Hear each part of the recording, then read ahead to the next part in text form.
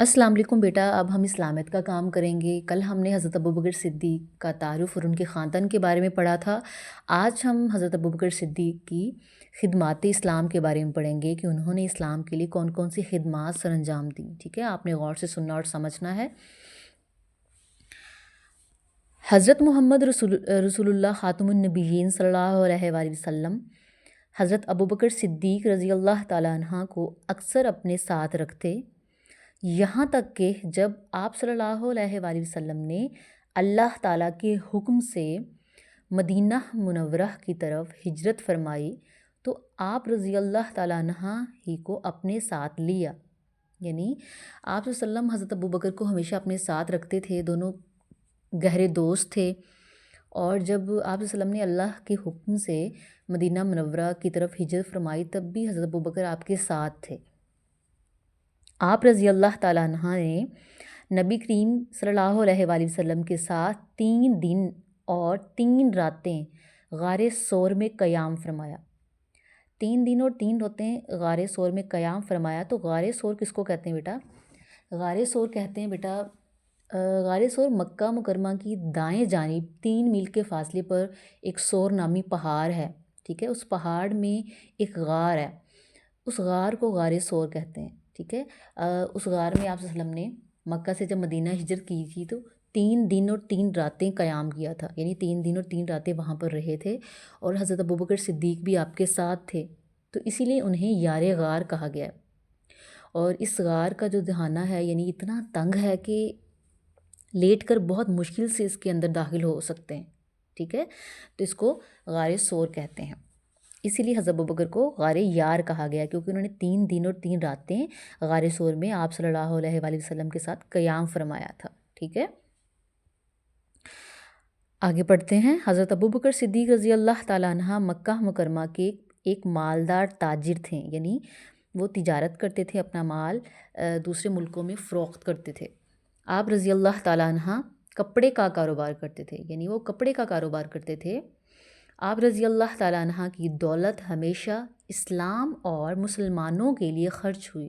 انہوں نے جتنا بھی کاروبار کیا، اسے جو دولت حاصل کی، دولت کمائی، وہ اسلام اور مسلمانوں پر خرچ کر دی۔ ٹھیک ہے، حضرت ابوبکر صدیق رضی اللہ تعالیٰ عنہ نے حضرت بلال حبشی رضی اللہ تعالیٰ عنہ اور کئی غلاموں کی منہ مانگی قیمت دے کر انہیں آزاد کرایا۔ یعنی جو مشرکین تھے وہ کئی غلاموں کو اور حضرت بلال حبشی رضی اللہ تعالیٰ عنہ کو تکلیفیں پہنچاتے تھے، طرح طرح کی ان کو اذیتیں دیتے تھے کہ انہوں نے اسلام قبول کیوں کیا ہے یا اسلام کو چھوڑ دیں۔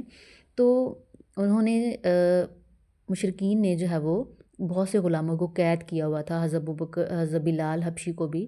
تو حضرت ابوبکر صدیق نے جو ہے وہ جتنی انہوں نے قیمت مانگی تھی مشرکین نے، تو حضرت ابوبکر صدیق نے اتنی ہی قیمت ان کو دے کر بہت سارے غلاموں کو اور حضرت بلال حبشی کو آزاد کرایا تھا۔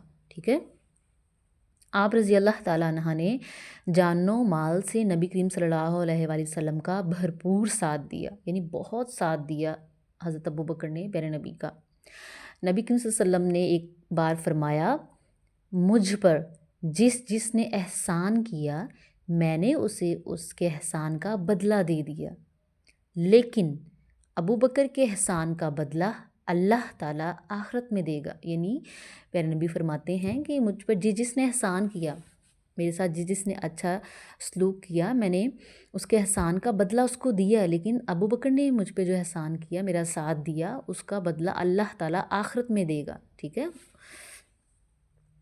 آگے دیکھیں۔ حضرت ابوبکر صدیق رضی اللہ تعالیٰ عنہ نے اسلام کی سربلندی کے لیے، یعنی اسلام کو بلند کرنے کے لیے لڑے گئے تمام غزوات میں حصہ لیا۔ غزوات بیٹا غزوہ کی جمع ہے، اور غزوہ کہتے ہیں اس مہم کو، اس جنگ کو جس میں آپ صلی اللہ علیہ وآلہ وسلم شریک ہوئے ہوں، انہوں نے حصہ لیا ہو۔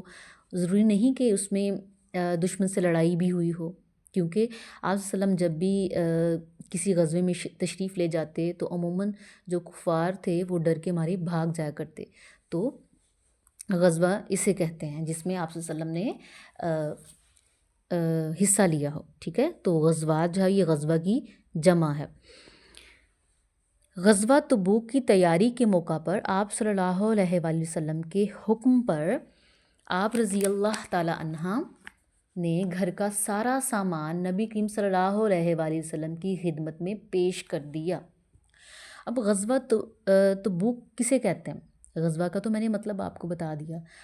جو تبوک ہے بیٹا، یہ مدینہ اور شام کے درمیان واقع ایک مقام ہے، اس مقام کا نام تبوک ہے، ٹھیک ہے؟ اور تاریخی اسلام میں یہ مقام جنگ تبوک کی وجہ سے بھی مشہور ہے۔ تو غزوہ تبوک جو ہے رسول صلی اللہ علیہ وسلم کے غزوات میں سے ایک آخری غزوہ ہے۔ یہ تبوک کے مقام پر انجام پایا۔ حضور صلی اللہ علیہ وآلہ وسلم نے تبوک میں پہنچ کر لشکر کو ٹھہرنے کا حکم جب دیا، دیکھا کہ دور دور تک رومیوں کے ساتھ رومی لشکر کا کوئی پتہ نہیں تھا، رومی کے ساتھ یہ جنگ تھی۔ تو آپ صلی اللہ علیہ وسلم جب اپنا لشکر لے کے غزوہ تبوک پہنچے تو وہاں پر دور دور تک رومیوں کا کوئی پتہ نہیں تھا۔ تو جب رومیوں کو خبر ہوئی کہ آپ صلی اللہ علیہ وآلہ وسلم 30,000 لشکر کے ساتھ تبوک میں آ رہے ہیں، تو وہ ڈر گئے اور جنگ سے ہمت ہار گئے اور اپنے گھروں سے باہر ہی نہ نکلے، ٹھیک ہے؟ تو آپ صلی اللہ علیہ وسلم تبوک میں کئی دن تک قیام کرنے کے بعد واپس مدینہ چلے گئے۔ تو کئی آیتیں بھی نازل ہوئیں جن کی روح سے منافقین بہت رسوا ہوئے، ان کے چہرے بے نقاب ہوئے اور ان کے منصوبے بھی خاک میں مل گئے، ٹھیک ہے؟